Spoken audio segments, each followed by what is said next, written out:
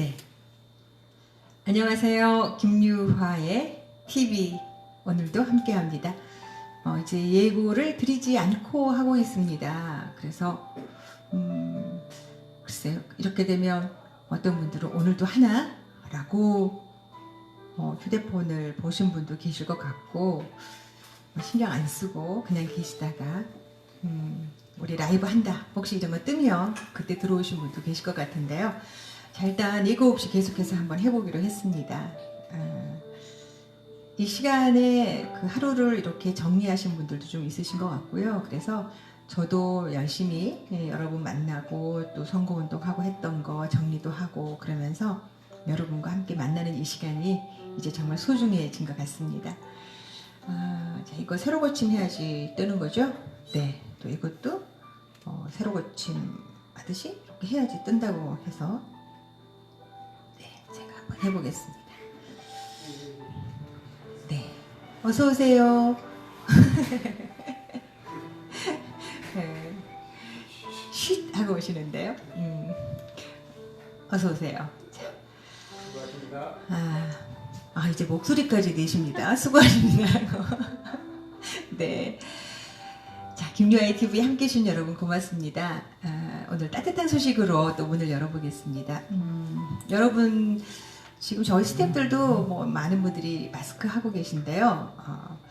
부산에 사시는 한 노인이 아주 훈훈한 감동의 얘기를 들려주셨습니다. 마스크를 직접 만드셔가지고 그 동에 주민센터 직원들에게 선물을 하셨다고 하는데 그 사연이 알려져서 많은 분들에게 감동을 주고 있습니다. 부산에서 있었던 일인데요. 기초생활수급자 그리고 연세가 83 많으시죠. 이 할머니께서 한 땀 한 땀 바느질 하신 마스크 20개를 그 행정복지센터에 선물을 하셨대요.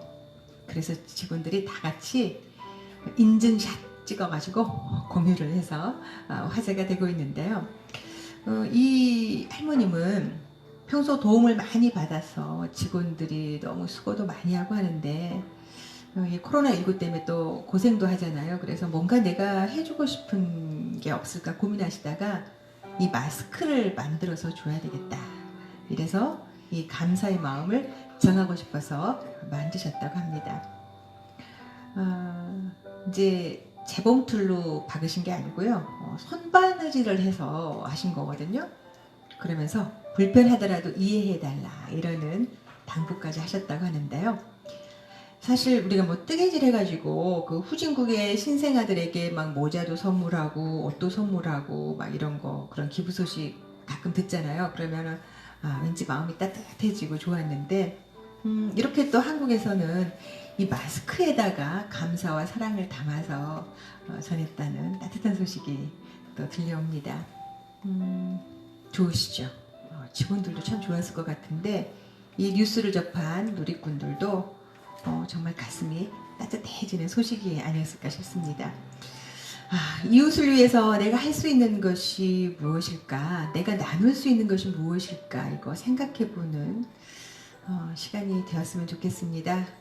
정부와 질병관리본부의 본부의 뉴스에 요즘에 너무 고생 많이 하니까 감사합니다. 힘내세요. 응원합니다.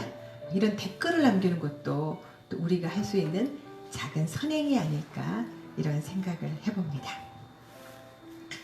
네, 고맙습니다. 오늘 역시 여러분과 함께 할 텐데요. 똑같습니다. 오늘 역시 여러분하고 함께 하면서 노래 준비했고요. 그리고 또 여러분들이 댓글 다신 거 함께 또 읽는 시간도 갖고요. 그리고 또 제가 여러분에게 들려드리고 싶은 얘기 또 들려드리고 또 질문하신 내용이 있으면 또 함께 하도록 하겠습니다. 바로 이런 댓글 마음에 듭니다.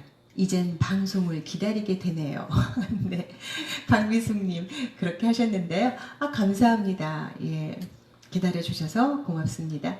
이근춘님, 이분요 정말 멋진 분이시거든요. 와, 이모티콘 넣어주셨는데 이분은 그 우리나라의 공유경제, 제가 언젠가 공유경제에 관한 거 말씀드렸잖아요. 그 제가 공유경제 관련해서 공유촉진조례를 제정한 적이 있다 이런 말씀드렸는데 제가 그 당시에 이 공유촉진조례 제정하면서 제가 만나 뵙고 많은 그 이제 조언도 듣고 했던 분이 바로 이 근추님이세요. 이분이 우리나라의 이쪽 부분에 아주 뭐 대가십니다. 네, 제가 여수까지 초빙을 해서 토론회도 하고 그래서 함께 나눴는데 방송 듣고 계시는군요. 감사합니다. 네. 와, 김유아 후보 화이팅! 또 멀리 일산에서 응원합니다. 네, 이대성님. 예, 반갑습니다. 네, 감사해요. 이렇게 멀리서 들어주시니까 정말 감사하네요. 이 페이스북, 이 라이브 방송이 또 이런 그 참 소소한 재미가 있는 것 같습니다. 이건 뭔가요? 어서 오셨군요? 어서 오셨군요? 네. 네. 무슨 말인지 잘 이해하지 못하고 있습니다. 네. 반갑습니다. 함께 해주셔서 고맙습니다. 오늘은요, 제가 여러분들하고 함께 같이 할 게 있어요. 그래서 소개를 좀 먼저 해드리려고 합니다. 현대판 고려장이라고 불리우는 제도가 있다고 합니다. 혹시 여러분도 요즘에 뉴스를 통해서 들으셨는지 모르겠는데요. 요즘 국민들 사이에서 이 현대판 고려장을 폐지해야 된다. 이런 그 서명이 지금 진행되고 있습니다. 어떤 거냐면요. 장애인 활동 지원 제도라는 게 있어요. 근데 이 장애인 활동 지원 제도라는 것이 신체적으로, 정신적으로 장애가 있을 경우에 그것 때문에 이제 혼자 뭐 일상생활을 한다든지 사회생활을 하기 어려운 장애인들에게 서비스를 제공하는 게 바로 장애인 활동 지원 제도입니다. 특히 중증 장애인에게는 이게 이제 생존을 위한 권리이면서도 지역사회 통합과 참여를 위한 필수적인 서비스라고 할 수가 있습니다. 그런데요, 이게 만 65세가 되면은 노인 장기 요양 보험법에 따라서 수급 심사를 받아야만 되고요. 심사를 한 후에 만약에 이제 장기 요양 등급이 나오면 그동안 이제 중증 장애인이었기 때문에 약 14시간 동안 받던 서비스를 3시간만 받거나 혹은 요양시설로 들어가야 하는 선택에 놓인다고 합니다. 만 65세가 되면 갑자기 장애인이 비장애인이 되는 건 아니잖아요. 그렇죠? 근데 이 장애인의 특성과 상관없이 비장애 노인이 이제 된다는 거죠. 그래서 이걸 지금 현대판 고려장이라고 불리운다 이런 사연인데요. 이에 국민들이 그 만 65세 장애인 활동 지원 연령 제한을 폐지하자 이런 지금 서명을 하고 있습니다. 여러분 이 얘기 듣고 어떤 생각 드십니까? 저도 방송 마치면은 바로 서명부터 해야 되겠다, 동참해야 되겠다 이런 생각이 드는데요. 여러분도 한번 생각해 보시기 바랍니다. 내가 겪지 않으면 뭐 지금 당장 나와 상관없으면 알 수 없는 어려움과 불편함들이 이 주변에는 참 많이 있다는 생각을 해보게 됩니다. 법을 고치기 위해서 국회가 존재하는 거잖아요. 이제 국민으로부터 나오는 권력으로 국민을 위해 일하고 되돌려주는 것은 당연한 이치가 아닐까라는 생각을 합니다. 그러면서 더더욱 여러분의 소리에 귀를 기울여야 되겠다 이런 다짐을 하게 되고요. 또 이제 꼭 실천해야 되겠다. 게으르면 안 되겠다. 할 일이 정말 많다.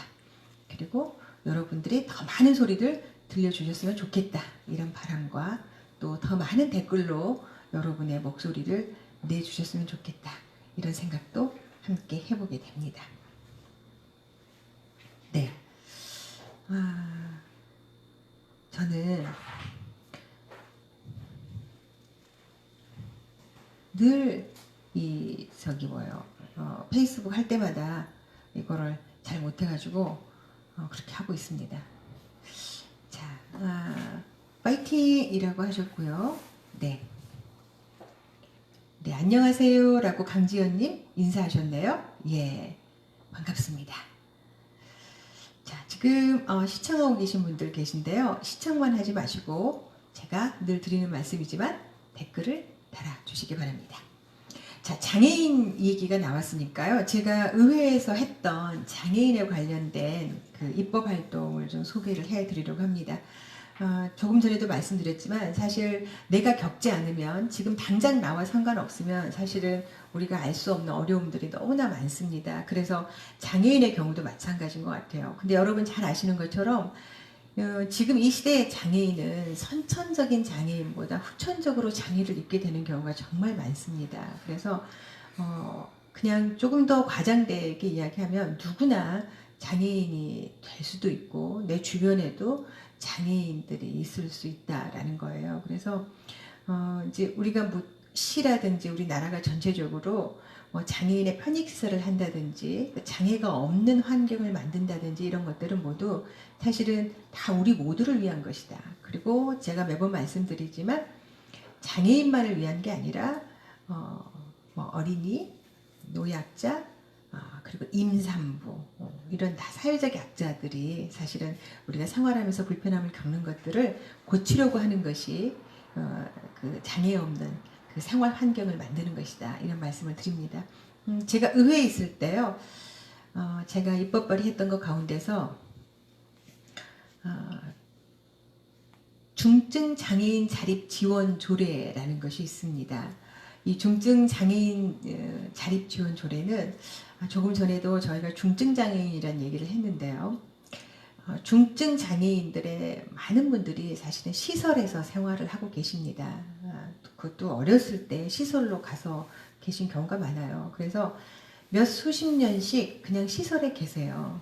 근데 이제 한번 어렸을 적에 그렇게 시설에 들어오게 되면은 사실은 시설 밖에 탈시설에서 나가서 생활한다는 게 그렇게 쉽지가 않습니다. 그래서 우리는 겪어보지 못하는 거지만 이분들은 그 시설 안에 사시면서 정말 나도 나가서 살아보고 싶다 이런 생각을 많이 한다고 합니다. 물론 나가서 사시는데 정말 불편이 있거나 정말 안 되는 분들은 그 나가시면 안 되겠죠. 그러나 이제 그 중증 장애인분들 가운데서도 탈시설 할 수 있는 교육을 받고요, 훈련을 받고요, 혼자 살아갈 수 있는 훈련을 받고 또 그분들이 또 이렇게 중증 장애인 일자리에 가서 일을 할 수 있도록 교육도 받은 다음에는 탈시설 할 수 있는 상황이 와요. 그래서 그렇게 시에서 그런 분들을 위해서 중증 장애인 자립 지원 조례를 제가 만들었습니다. 가장 처음에 만들게 된 이유는 그 광주에 가서 제가 그 중증 시설에서 사시다가 이제 탈시설한 그 여성분을 뵙게 됐는데 그분이 이렇게 토론회장에서 정말 펑펑 우시면서 너무 행복하다. 내가 탈시설했는데 너무 행복하다. 그래서 다른 시군도 이런 걸 좀 해줬으면 좋겠다라고 말씀하셨는데 근데 뭐가 그렇게 행복하세요? 라고 하니까 그냥 밥 제 시간에 안 먹고 먹기 싫으면 안 먹고 있다가 나 먹고 싶을 때 아무 때나 가서 밥 먹을 수 있어서 너무 좋았고 그리고 친구가 와서 그냥 친구하고 그냥 수다 떨고 놀면서 시간 제약받지 않고 나 하고 싶은 거 마음대로 할 수 있어서 너무 좋았다. 그래서 눈물을 흘리시는 거를 보고 그렇지. 우리는 당연히 시설에 계시면 힘드니까 나오면 안 되는가 보다라고 생각을 하고 우리가 관심 갖지 않았던 부분이었는데 이걸 관심 갖게 됐어요. 근데 제가 이 조례를 만들 때요, 이제 이게 뭐 다 숨은 얘기인데 그렇게 쉽지가 않았어요. 어떤 얘기들을 듣게 됐냐면요, 이제 그런 분들이 계신 거예요. 이 중증 장애인분들이 탈시설에서 계시는데 뭐 갑자기 화재가 나면 그럼 어떡할 거냐? 이분들 밤에 만약에 화재가 나면 그 이제 시설이면은 이제 누군가가 막 옮겨주고 할 텐데 만약에 그런 일이 일어나면 어쩌려고 중증 장애인을 탈시설 하느냐 막 이렇게 반대하신 분들이 계셨어요. 정말 어렵게 그 이 조례를 통과를 했고요. 그리고 중증 장애인이라고 하니까 많은 분들이 꼼짝도 못하고 그냥 누워 계시는 분이라고 생각을 한 거예요. 근데 사실은 그렇지 않거든요. 휠체어에 그 의지해서 이제 하반신을 많이 움직이지 못하지만 휠체어에 의지해서 생활하고 계신 분들 가운데 중증 장애인 분들이 계세요. 그래서 이분들은 얼마든지 교육과 훈련을 통해서 누군가의 도움을 받으면 탈시설할 수 있는 상황이 됩니다. 그래서 이분들을 위한 조례를 만들었던 적이 있습니다. 그리고 또 한 가지는 장애인 가정 출산 지원 조례라는 거 만들었습니다.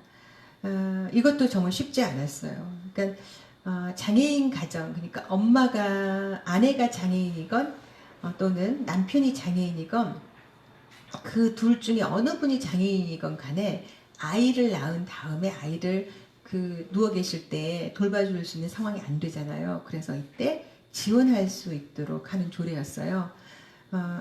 그런데 정말 이것도 비하가 있는데요. 어떤 분들이 그런 거예요.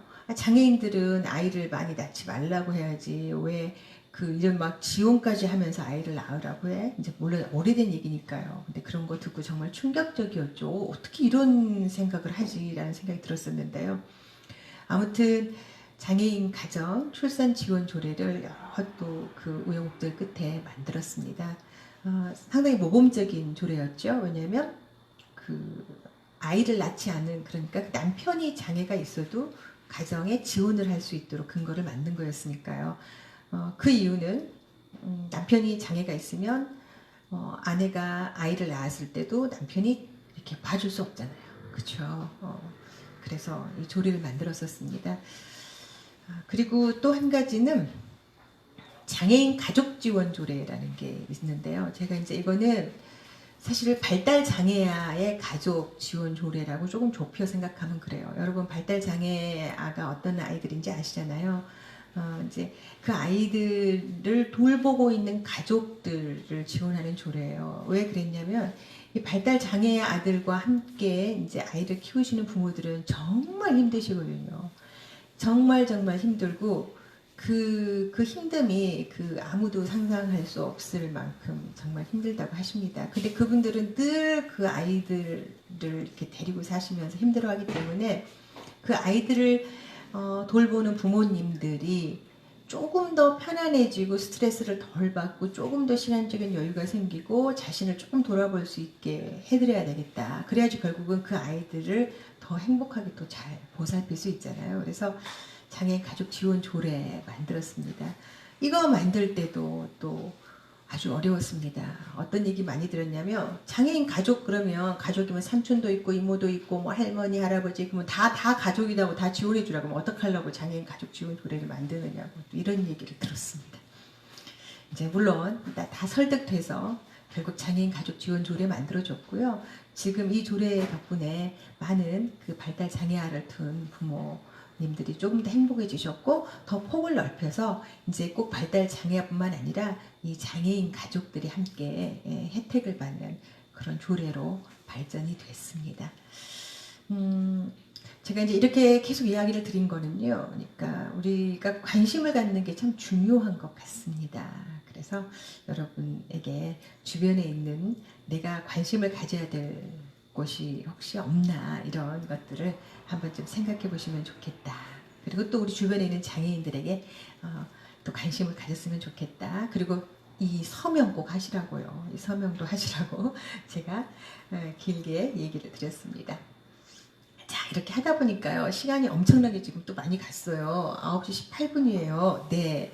이제 저희가 15분 넘어가면 노래 부르시려고 왔다 갔다 하시거든요. 오늘은 우리 상록수의 김인호 님께서 인연이라는 곡을 들려주실 겁니다. 자, 이 곡 들으시고요. 그리고 다시 여러분 만나도록 하겠습니다. 자, 박수 보내주세요.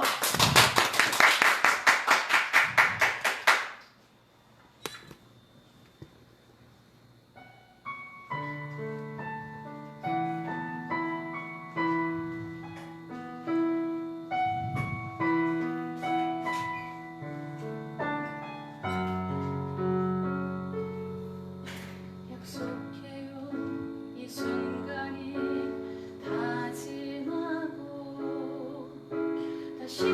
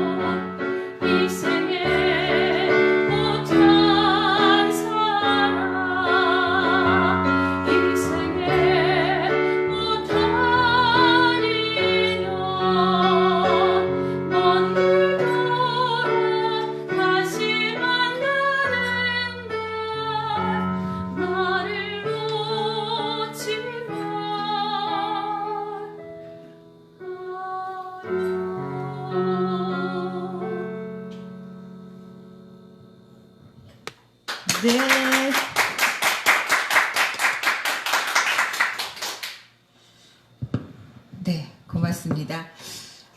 인연이란 노래 함께 들었습니다. 우리 김인호님, 산록수 밴드의 김인호님께서 역시 키보드 연주하시고 또 아름다운 음성으로 노래 들려주셨습니다. 고맙습니다. 네, 김상배님 응원합니다 라고 하셨습니다. 네, 그 이모티콘은 닮았어요, 김상배님하고. 네, 손 들고 하시는 거요. 네, 김상란님 이모티콘 닮았어요. 네, 아닌 것 같습니다.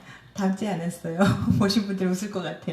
네, 네, 이태기님 고맙습니다. 네, 그들 이렇게 웃는 모습이 되게 예쁘시잖아요. 제가 아는 이태기님. 네, 이모티콘에도 이를 다 드러내고 활짝 웃는 이모티콘을 보내주셨습니다. 고맙습니다. 이렇게 지금 제가 보니까 막 손 흔듦 이거 많이 올라오고 있어요. 그리고 지금 이 방송 보고 계신 분들 많으신데요. 보지만 말고요. 댓글 달아주세요. 네, 여러분의 댓글을 함께 하고 싶습니다. 최정욱님 잘 들었습니다. 오늘도 화이팅이십니다 라고 하셨어요. 네, 근데 왜 저는 여기서요 이렇게 한꺼번에 쫙 댓글이 안 나오는지 모르겠어요. 꼭 끊겨서 나와요. 네, 여기서 노래가 어울리지 않네요 라고 하시는 분 어떡하죠? 네, 빨리 댓글 달아보세요. 인연이라는 노래가 안 어울렸나 봐요. 그쵸? 네, 차후 다른 분위기의 노래를 좀 불렀잖아요. 네, 조재형님. 네, 그리고 손수미님 나는 유화가 마음에 들어요 라고 하셨는데 감사합니다. 고맙습니다. 그리고 강동일님 최고입니다 라고 하셨네요. 그리고 김유아의 경쟁력을 말씀해 주세요 라고 정재천님 이렇게 하셨는데요. 여러분이 생각하는 김유아의 경쟁력은 뭔가요, 여러분? 네, 여러분 김유아가 생각하는 김유아의 경쟁력은 뭐라고 생각하시는지 네, 한번 댓글 달아주시기 바랍니다. 제가 생각하는 경쟁력은 제가 또 말씀드릴게요. 네, 오늘 제가요 제가 평소에 요즘 선거운동 못하기 때문에 막 인사하러 다닐 수는 없다고 했잖아요. 그런데 이제 민원이 있어서 제가 이제 어느 한 분 만나러 오늘 또 갔다 왔어요. 갔다 오면서 느끼는 게 또 같은 거였어요. 그러니까 정말 소통이 잘 안 되는 거구나. 그러니까 어떤 민원들의 내용을 보면은요, 막 시와 연관된 것들을 보면은 시와 시민과의 소통이 그렇게 잘 되고 있지 않구나. 또 어떤 일들이 늘 보면 우리는 여수시가 과가 많이 있잖아요. 그러면 그 과끼리의 소통이 잘 되지 않는구나 이런 생각을 제가 했어요. 늘 느끼는 거지만 제가 얼마 전에도 말씀드렸죠. 제가 봉산시장에도 갔다 왔었다 그랬는데 오늘은 또 서시장에도 갔다 왔고요. 이렇게 다니면서 느끼는 거는 그러니까 서로 다 일은 잘하려고 하는데 서로 간의 소통이 잘 안 되니까 이게 일이 진행이 더딘구나. 그리고 오해가 생기는구나. 이런 생각이 들었습니다.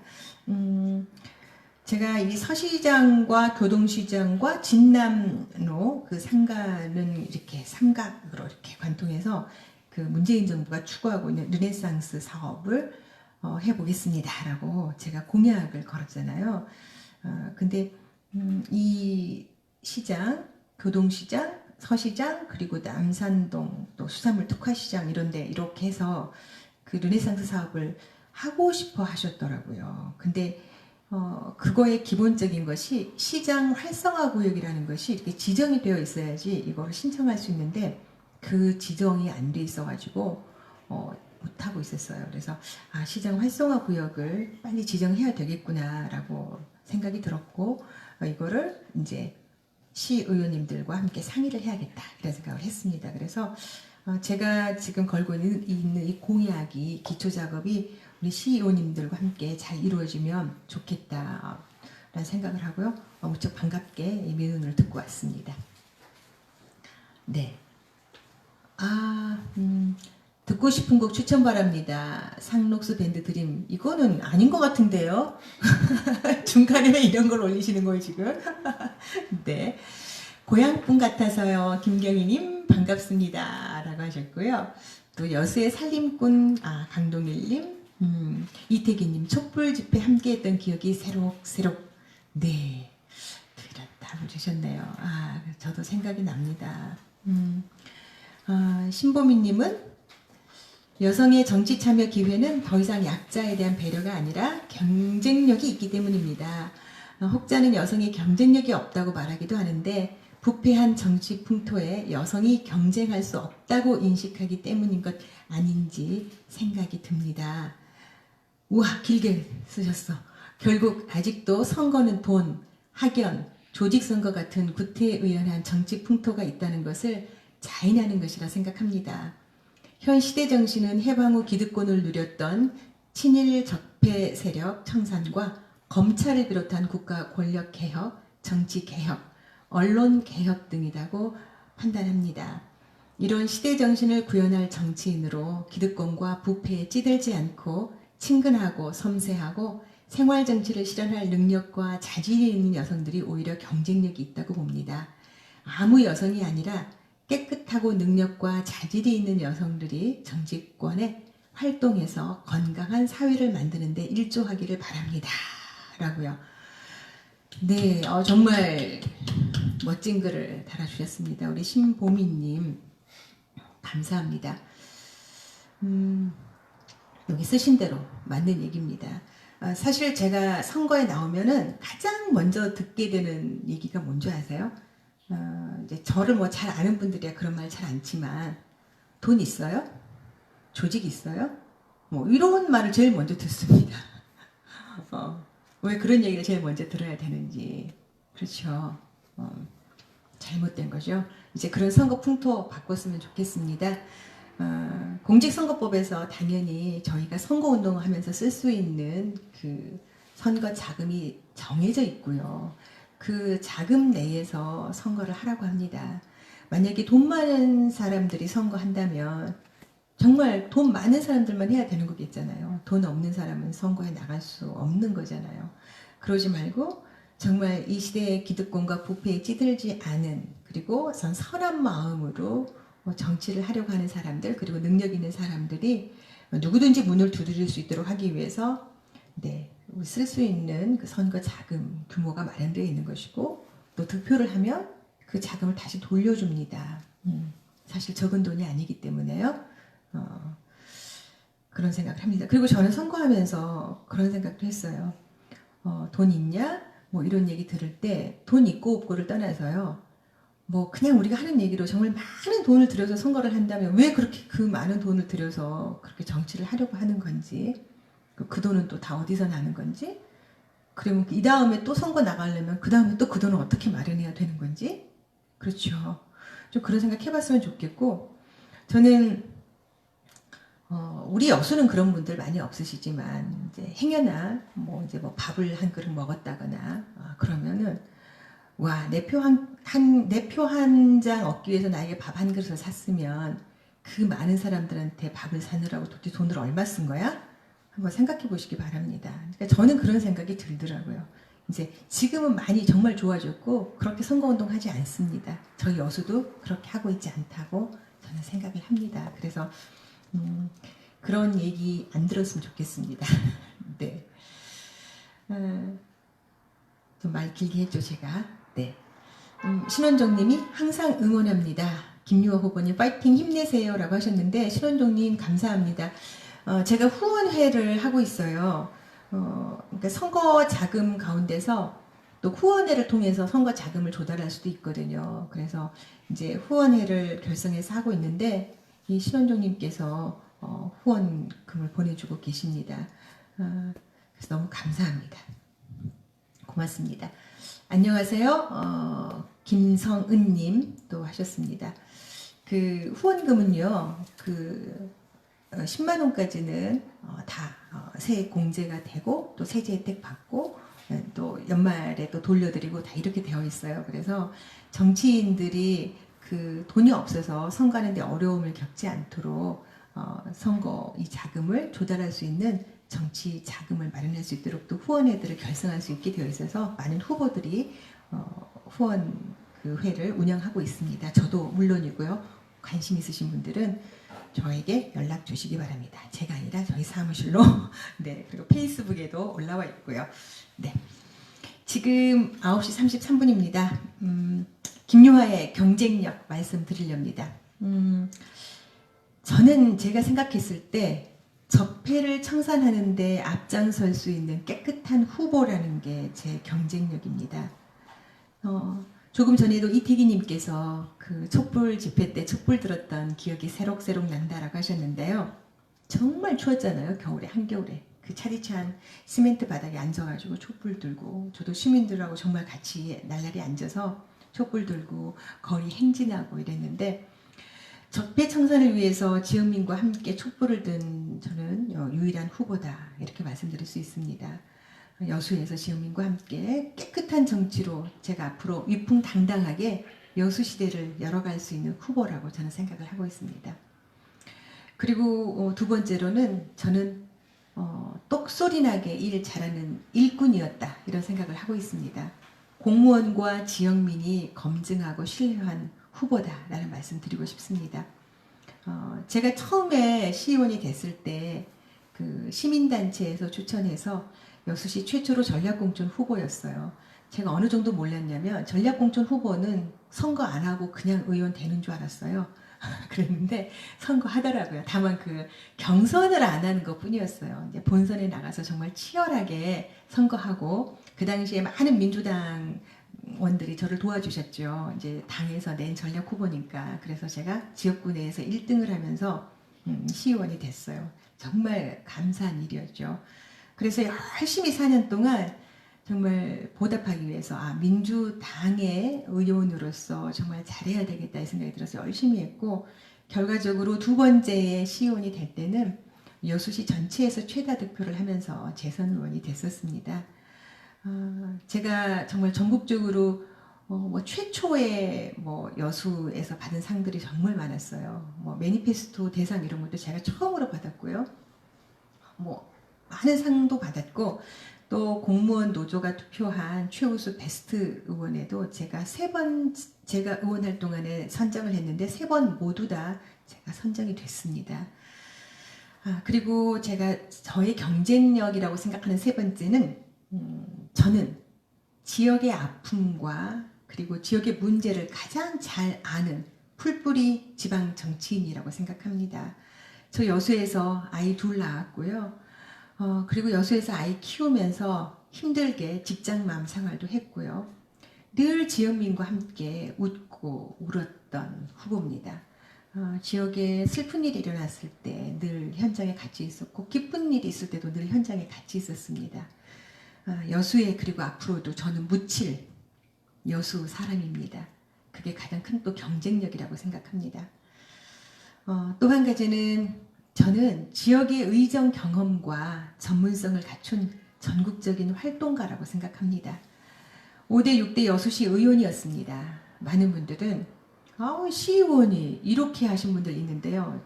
더 이상 시의원이 이런 말씀 하지 마십시오. 시의원이 얼마나 중요한 역할을 하는 자리인지 한번 보셔야 됩니다. 우리 여수 시민의 행복을 시장과 그리고 우리 공무원들과 함께 좌지우지할 수 있는 게 바로 저는 시의원이라고 생각합니다. 여수시에서 일어나는 모든 행정을 함께 하잖아요. 이 시의원을 잘 뽑아놔야 여수에 사는 시민들이 행복합니다. 그런 중요한 일을 했던 5대 6대 시의원이었습니다. 그러면서 저는 더불어민주당의 전국지방여성의원협의회 상임대표로 활동을 했습니다. 전국의 시의원과 도의원들의 여성의원들의 모임, 그러니까 단체가 있죠. 더불어민주당에.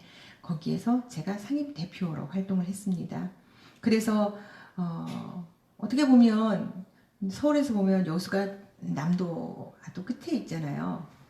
하지만 저는 당당하게 여수의 시의원으로서 전국적으로 이름을 날리면서 중요한 일들을 많이 했습니다. 인맥도 많이 쌓았고요. 늘 그 중요한 현장에 함께 했습니다. 저는 정말 당당히 여수의 자존심을 살리면서 시의원을 했다고 자신 있게 말씀드릴 수 있습니다.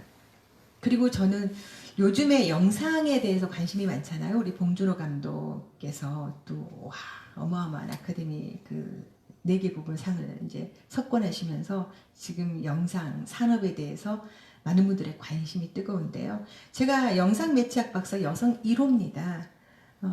아주 오래전에 이제 땄죠. 그래서 저는 이 영상에 관해서도 전문성을 갖추고 있고 이 시대에 맞는 그런 후보라고 생각을 하고 있습니다.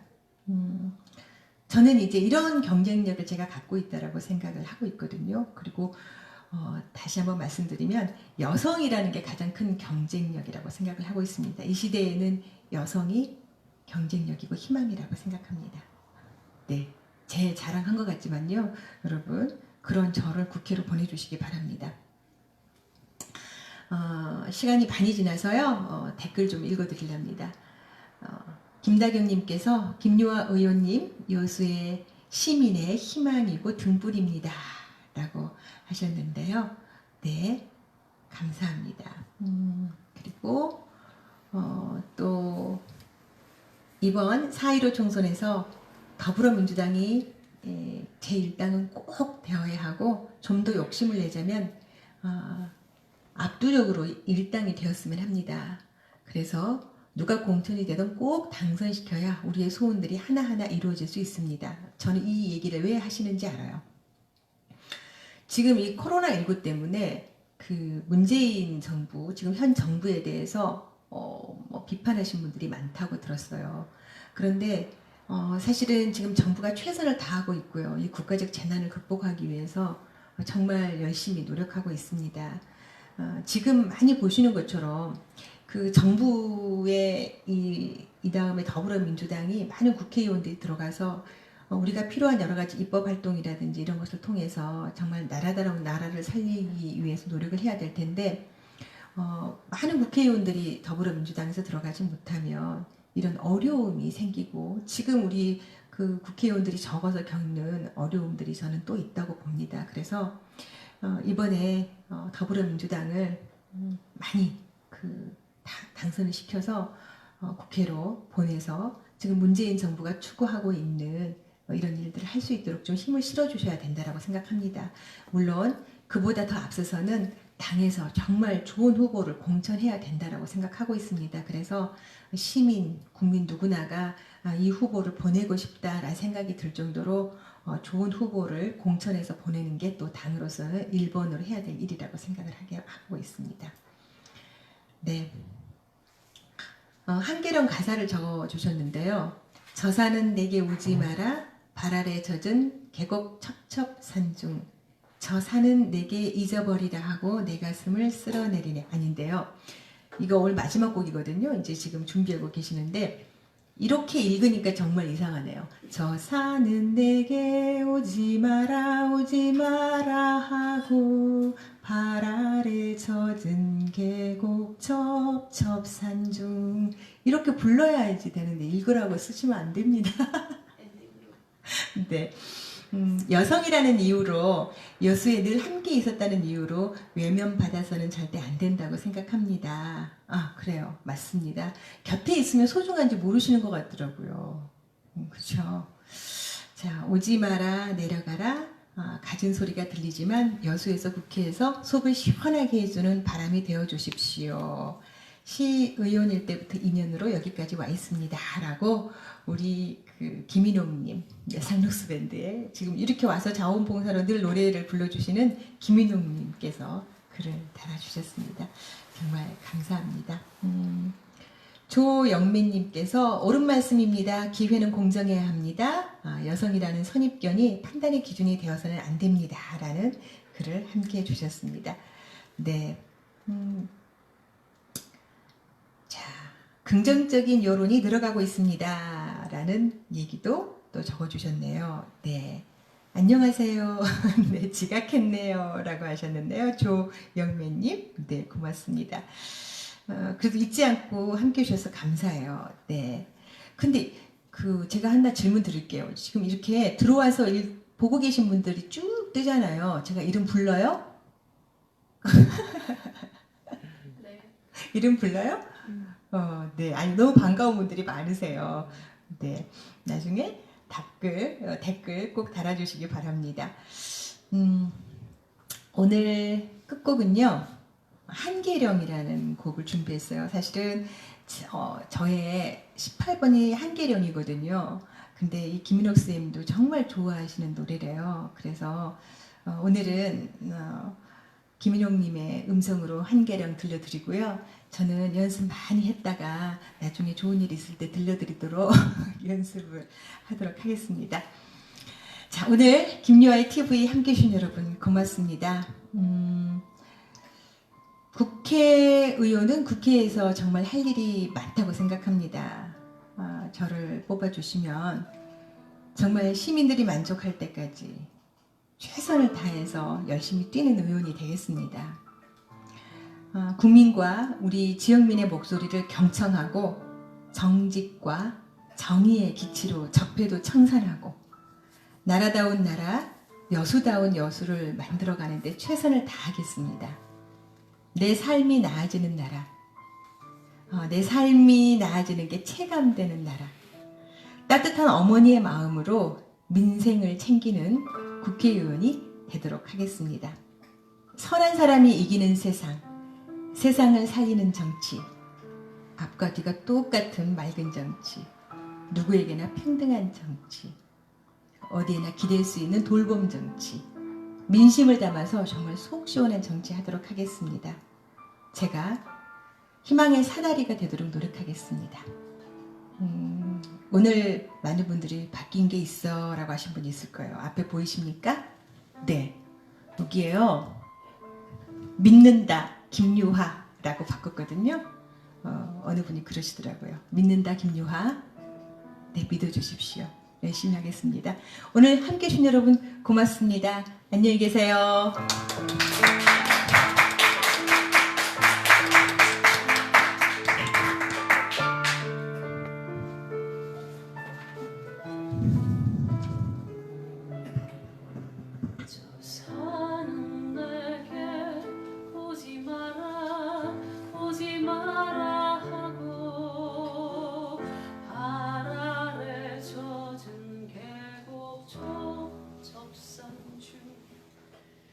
사는 내게 잊으라 잊어버리라 하고 내 가슴을 쓸어내리네.